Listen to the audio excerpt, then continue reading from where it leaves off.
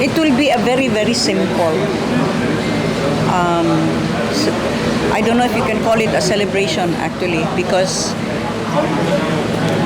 we are still in the midst of this pandemic. Cebu City is still GCQ, and there are still restrictions in gatherings.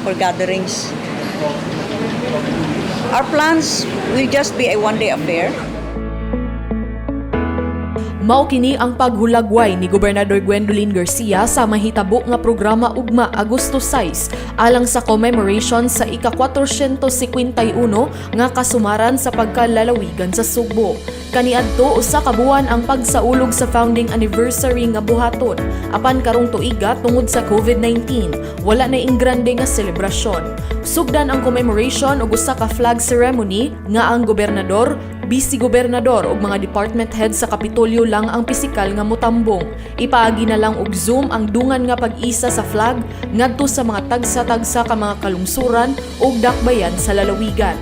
Dili usab mo deliver si Garcia sa iyang State of the Province address kon SOPA apan usa ka mubo nga message of hope ang iyang i-deliver. I am not inclined to deliver a state of the province at this point in time when everybody knows what state we are in. I will say a few words though. I will have a message for all Cebuanos in the province of Cebu. I will deliver a message. And it will be a message of hope. Special non-working holiday usab ang Agosto 6 sa tibuok lalawigan sa Sugbo, apil na ang dakbayan sa Cebu, Mandaue ug Lapu-Lapu.